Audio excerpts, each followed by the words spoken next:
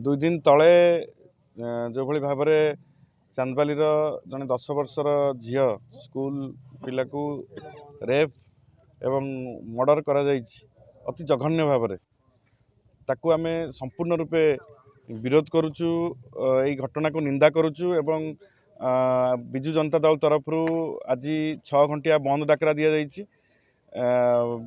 पीड़िता को न्याय दाबी एवं एभली घटना जो घटी पुलिस प्रशासन अपारगता एवं सरकार अपारगता यही घटना आउ न घटू से लोक सचेतन करवा एवं पीड़िता को न्याय दाबी आम आंदोलन बिजु जनता दल तरफ करुचु एवं आज पूरा चांदबाली पूरा बंद रहिबो।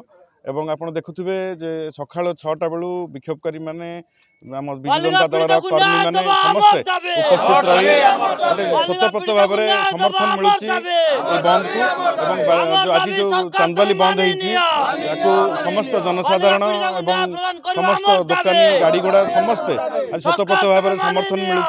तेणु आम ये घटना चांदबाली आउ न घटू पीड़िता को तुरंत न्याय दाबी आज ये आंदोलन होची एवं ये जो घूण्य भाव में जघन्य भाव में हत्या करा जाइछि पीड़िता को एवं जो मानसिकता नहीं कि हत्या करा जाइछि विशेष करके जो ड्रग्स कारबार होची जो चोरा मद गंजेई अफिम चरस कारबार होची ताकू तुरंत बंद करा जाऊ चांदबाली रे।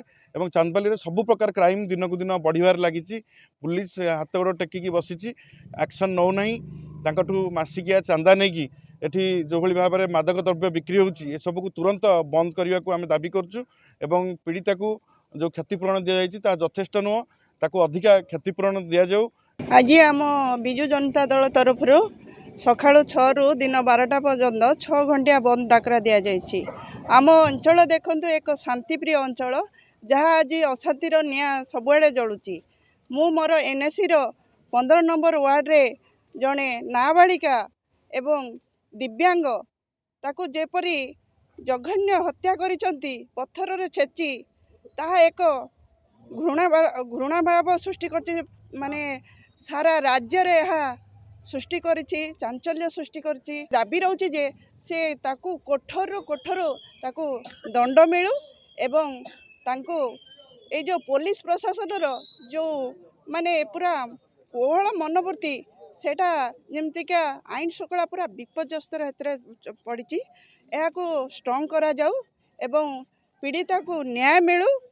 आज तो से नाही स्वर्ग से रही मु गोटे माँ हिसाब से कहूँ माने एते से ताको विभत्स हत्या करा जाइछि जे देखिले आपण सेटा वर्णना भी करि पारेनी। मु से तार आत्मार सद्गति हो बोली कि मु भगवान को प्रार्थना करछि ठीक न्याय मिलू ता परिवार को एवं ये जो आज ये आईन श्रृंखला जो एसडीपी आज के 15 मास है नहांती जे गोटे मुरबी ना जदि से बेमुरिया हो जाइए सेटा ताको शीघ्र सेटा पदवी ताको पूरण करा जाऊ।